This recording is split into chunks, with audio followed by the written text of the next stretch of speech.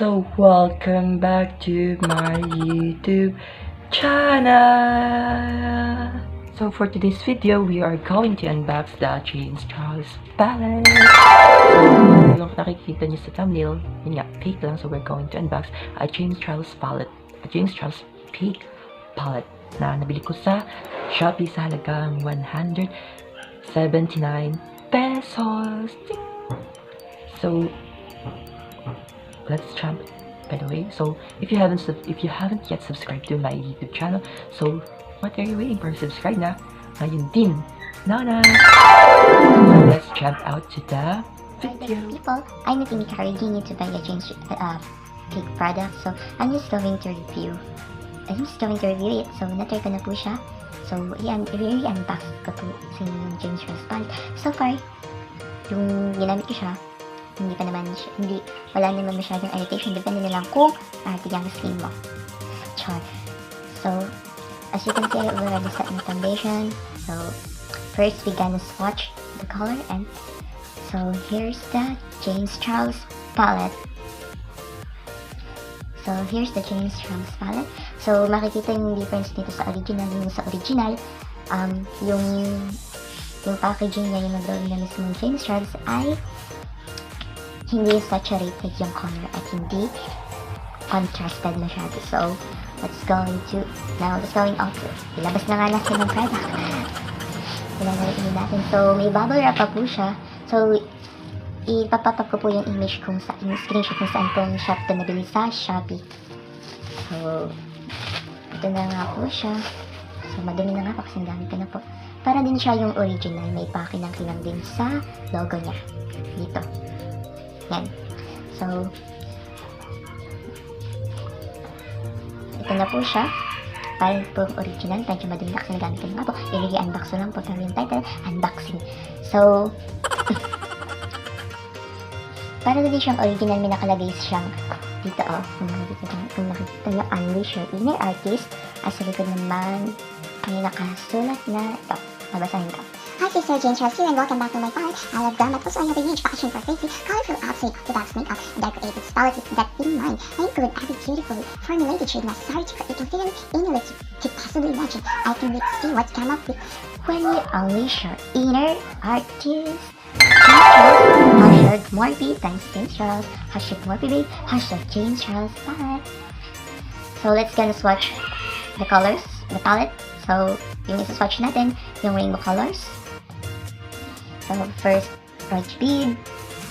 So let's swatch this color red. So I don't know what shade is this, pero ipapapap ko na lang sa screen niyo. Let's gonna swatch this. Here it is. Here we go. Ayan. So nakikita nyo, pigmented din. Satisfied na sa kanyang presyo. Orange. So let's gonna swatch this shade.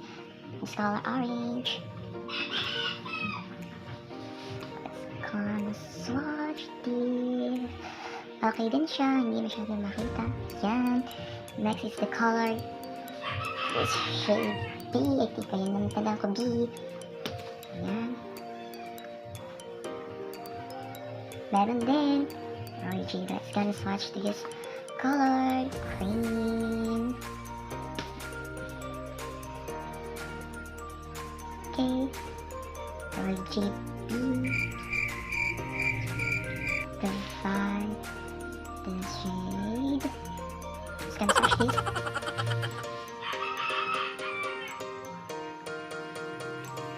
I mean blue. The shade's blue. I mean this blue. And the shade this. Okay.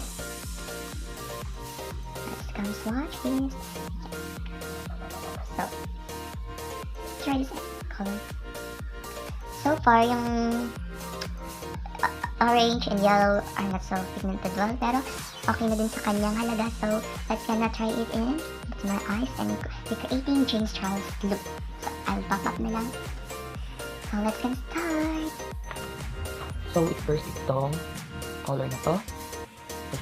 Ito natin sa dito only kami yung tawag. Tignan natin.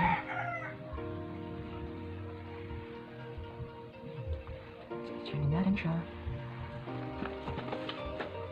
Walang salamin ng mga besh. Yan. Para makita niyo. Pigmented din. So next color, this shade blue. Para maka-contrast yung color, lagyan natin ng concealer. So after pala natin gamitin natin dito, ipapilagay po natin siya itong shade na to. Yan. Para kita yung violet. Then, apply tayo ng color na itong shade na itong color na to. Ang orange.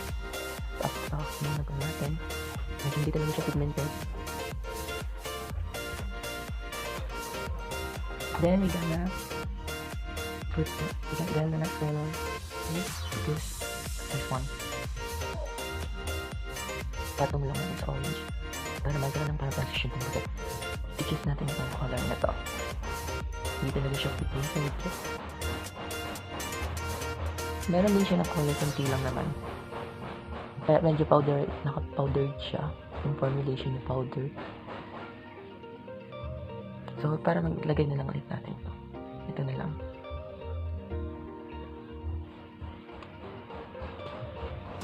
So, ayan. Kukoncealer ulit tayo kasi lalagay tayo ng shimmer sa gitna.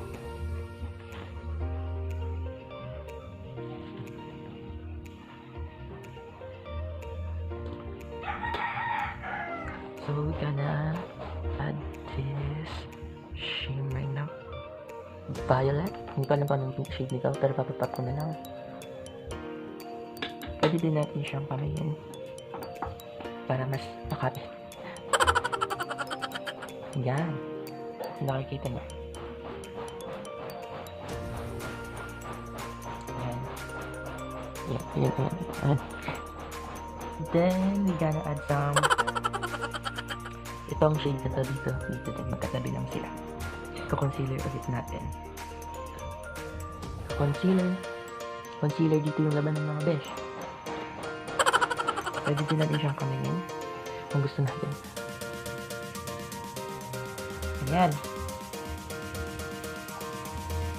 Para naman sa ilalim ng mata natin, gagamitin natin itong color na to. And i-blend natin ito.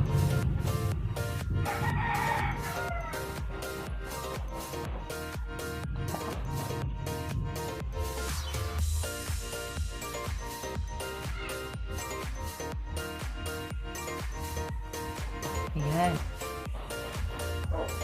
Then, concealer natin dito ang parte para naman sa shade na green. Ito, para sa shade.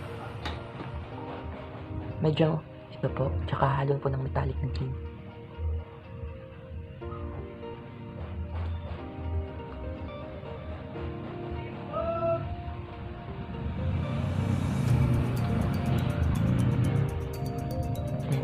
Then, ito po yung ginamit ko, tsaka ibablend ko po dito. Yan. Then, concealer tayo. Lalagay tayo dito sa dulo ng mata. Concealer natin. Then, gamitan ulit natin itong shade na to. Kung anong tawag dito shade na to. Ayan. So, ayusin ko na lang muna to. So, just wait, guys.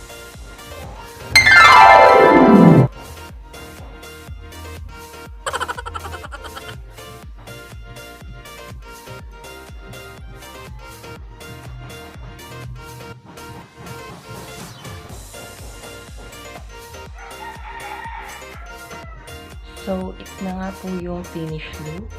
So, yung masasabi ko, yung 130 pesos no, ay worth it. Kahit hindi naman siya gaano pigmented, magagawan pa naman ng paraan. Kamayin lang po. So, pag kinamay nyo, finger looking good. Char. So, ito na yung mga swatches. So, yung ginamit ko po sa mga contour ay itong shade na to. Sa taas ng smoky. Papapap ko na lang din po. So, ito na nga po yung finished look.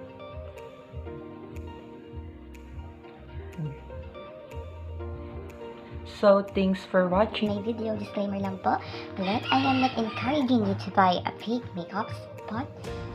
Kung wala kang pambili ng mamahalin, so you have a substitute. So you can buy. So, thanks for watching my video. So, please don't forget to subscribe to my YouTube channel. And don't please forget to leave a like. And please share this video. And please click the notification bell para lagi kang updated sa mga new videos ko.